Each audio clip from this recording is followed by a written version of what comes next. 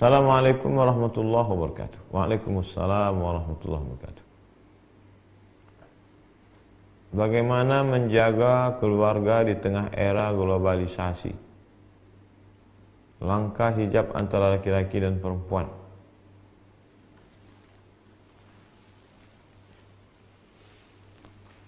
Tetaplah kalau tidak ada urusan, perempuan menutup dirinya.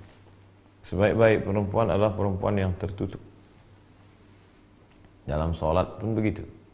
Kalau mengangkat tangan terbuka, bahu tertutup, maka lebih baik yang tertutup. Kalau perempuan itu lebih tertutup, lebih baik. Kira-kira kalau tidak ada urusan, ada undangan, menutup aurat, pakaiannya longgar, pergi dengan mahram. Kalau dia terpaksa juga mau mencari nafkah, la yakhluwanna rajulun ma'amra'atin illa ma'adhi mahramin. Jangan berdua-duaan dengan laki-laki yang tidak mahram.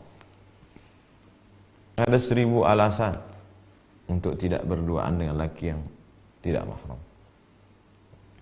Dia ajak nanti tidak gaul segala macam, cari alasan lain.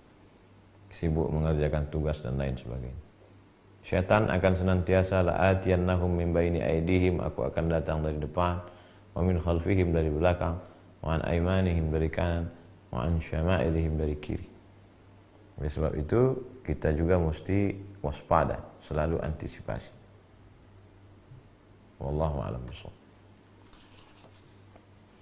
Assalamualaikum warahmatullahi wabarakatuh. Waalaikumsalam warahmatullahi wabarakatuh. Bagaimana menjadi wanita di zaman yang hidup di lingkungan kurang faham tentang Islam, di lingkungan beda ras dan golongan? Pertama, jangan pernah menyalahkan takdir mengapa hidup di zaman ini. Ada ibadatu fil haraji, orang yang tetap istiqamah beribadah pada masa banyak fitnah, kahijratin ilayya, sama seperti orang yang berhijrah bersama Rasulullah SAW. Yang kedua, tetap istiqamah. Syarat istiqamah mesti berjamaah. Makanya kalau di lingkungan itu ada pengajian, pengajian di mushola, pengajian di komplek, pengajian di RW, pengajian ibu-ibu, ikut. Kalau kira-kira isinya ghibah, jauh. Kalau kira-kira isinya hanya pamer harta, hindari. Grup-grup WhatsApp, grup-grup yang mengajak kita kepada takut pada Allah. Kalau hanya sekedar pamer harta, sia-sia, permisi untuk keluar. Di kantor gitu juga. Ada komunitas ngaji, komunitas sedekah, komunitas hijrah, ikuti. Yang kira-kira kalau punya sahabat, dia mengingatkan tentang puasa sunat Senin Kamis, dia mengingatkan kita tentang banyak zikir dan sholawat. Dia bertanya pada kita, ini malam Jumat, hari Jumat sudah baca surat Al-Kahfi apa belum? Sudah baca Yasin atau belum? Dia SMS, sudah tahajud atau belum? Pegang. Itu menolong kita di hadapan Allah Subhanahu wa ta'ala. Kita tidak bisa berjalan sendiri di tengah lautan yang ombaknya keras, karangnya tajam. Maka mesti ditolong orang lain. Nabi Musa alaihissalam ditolong, waj'alli waziran min ahli, berilah aku seorang penolong, Harun akhi, saudaraku Harun alaihissalam. Allahu a'lam bishawab. Bagaimana sikap kita terhadap orang tua yang masih belum merestui anaknya untuk menikah? Karena alasan orang tua masih punya banyak hutang, sedangkan kita sudah tidak bisa menunggu.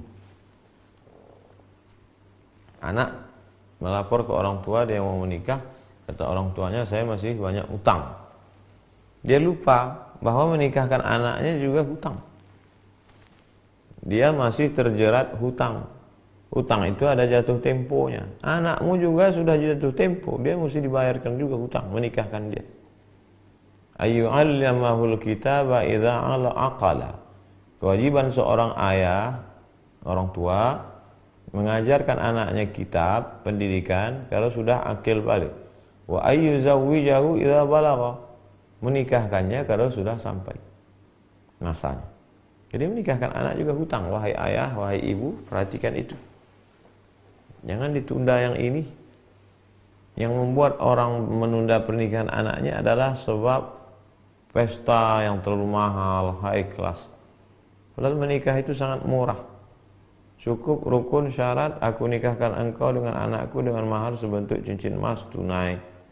Aulim walau bisyatin, buatlah kenduri walaupun memotong seekor kambing. Seekor kambing itu di Arab artinya yang datang itu 10 orang, karena satu kambing itu yang makan 10 orang. Artinya kenduri supaya jangan sampai jadi fitnah. Cukup. Bukan yang wah lalu setelah itu dililit hutang karena ikut tradisi.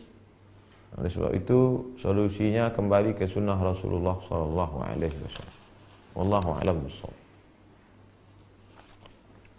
Assalamualaikum warahmatullahi wabarakatuh. Saya hamba Allah dari Cirebon. Bagaimana sebaiknya sikap anak ketika melihat ibunya disakiti suaminya? Si anak punya ayah tiri. Dia melihat ayah tirinya menyakiti ibunya. Bagaimana sikap dia? Maka si anak melapor kepada wali ibu. Ibumu punya 6 orang, nak. Ibumu punya 6 backing yang membacking ibu. Pertama ayahnya, kakekmu. Yang kedua kakek ibu. Yang ketiga adik ibumu. Yang keempat kakak ibumu laki-laki. Yang kelima adik kakekmu laki-laki. Yang keenam kakak kakekmu. 6 orang ini kau lapor ke wali-walinya. Nanti wali ini yang akan memanggil ayah tirimu. Jadi bukan kau yang menghajar ayah tirimu. 6 orang ini yang akan memanggil ayah tirimu supaya mereka akan memberikan pelajaran kepada dia. Begitu aturannya, prosedurnya dalam ajaran Islam. Jadi wali itu dicari bukan hanya pada saat akad nikah saja. Wali bertanggung jawab sampai mati.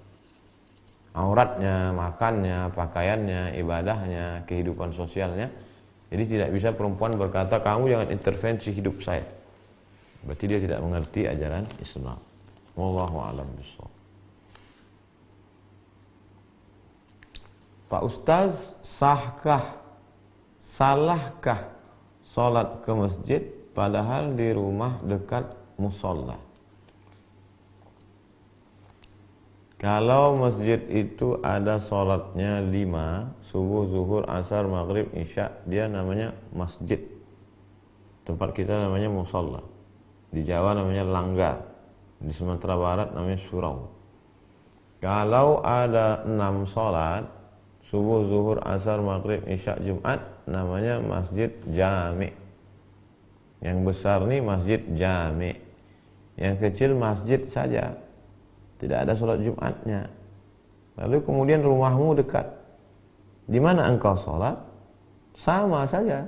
Sholat di sini 25 derajat, sholat di sini 25 derajat. Tapi gara-gara engkau pergi ke masjid jami yang besar, maka di musola ini kosong, nggak ada orang sholat. Istahwadha alaihimus syayatin. Istahwadhat alaihimus syayatin. Kalau sampai di masjid yang sudah dilaksanakan di musola di surau, ini yang biasanya sholat 5 waktu, tiba-tiba ada 1 kali absen, 1 kampung diganggu syaitan. Kenapa kamu ke masjid yang besar? Oh, karena di masjid yang besar ada pengajiannya setelah zuhur. Di musola ini hanya sholat saja. Jamaahnya 5-10 orang, tapi tetap ada jamaah. Nggak apa-apa ke masjid yang besar. Tapi kalau gara-gara ke masjid yang besar, masjid yang kecil, musola, surau ini tidak ada orang sholat berjamaah, istahwadhat alaihimus syayatin. Perhatikan. Wallahu a'lam bishawab.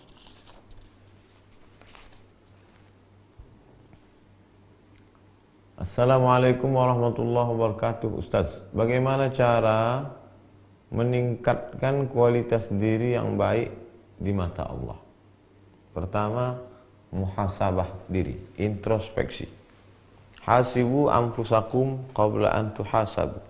Introspeksi diri kamu sebelum kamu dihisab, dihitung Allah SWT. Jadi sebetulnya beberapa hari isu virus coronavirus ini adalah untuk kita introspeksi diri di rumah, merenung sebetulnya yang kita cari selama ini apa. kita ini sebetulnya sedang di mana. Begitu cepatnya orang panik, ketakutan, begitu hebatnya masa zaman ini, orang mati mendadak, semakin meningkat. Nanti dari perenungan itu akan bangkit semangat untuk beribadah. Kalau sudah beribadah, istiqamah. Ibadah hati, sabar, ridha, qanaah, tawakal. Ibadah lisan, kata-kata baik, nasihat, zikir. Ibadah anggota tubuh, mata, meneteskan air mata karena takut, melihat Al-Quran, melihat orang soleh. Telinga mendengarkan tausiah, tangan bertasbih subhanallah walhamdulillah la ilaha illallah allahu akbar. Wa ma khalaqtul jinna, tidak kuciptakan jin wal insa, dan manusia, illa liya'budun, kecuali beribadah. Ibadah hati, ibadah anggota tubuh, ibadah lisan, ibadah harta, zakat, wakaf, infak, sedekah, wasiat, hibah. Tapi semua ini ibadah ini hampa, tidak ada maknanya kalau tidak ikhlas. Wa ma umiru illa liya'budullaha mukhlishina lahuddin. Ikhlas karena Allah Subhanahu wa taala. Wallahu a'lam bissawab. Bismillah.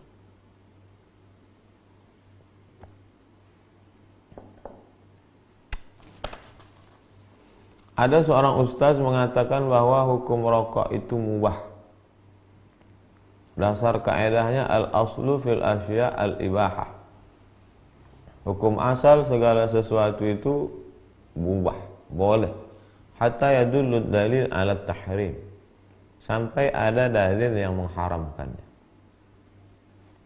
Sehingga hukumnya bisa jadi haram, bisa jadi wajib, bisa jadi sunnat, bisa jadi makruh. Apakah kaidah di atas bisa dijadikan dalil bahwa rokok itu mubah? Setahu saya yang mengatakan hukumnya hanya dua saja. Mufti Syekh Dr. Nasr Farid Wasil, Mufti Mesir, mengatakan haram karena mudaratnya. Mufti Syekh Ali Jum'ah Mesir juga setelah Syekh Nasr Farid Wasil mengatakan haram. Sedangkan yang mengatakan makruh, Majelis Ulama Indonesia mengatakan hukumnya makruh. Hanya dua saja, makruh dengan haram. Tak ada yang mengatakan mubah. Wallahu a'lam bishawab. Assalamualaikum warahmatullahi wabarakatuh. Waalaikumsalam warahmatullahi wabarakatuh. Semoga Ustaz dalam lindungan Allah SWT. Amin ya rabbal alamin. Bagaimana cara menasihati ibu yang belum memakai jilbab?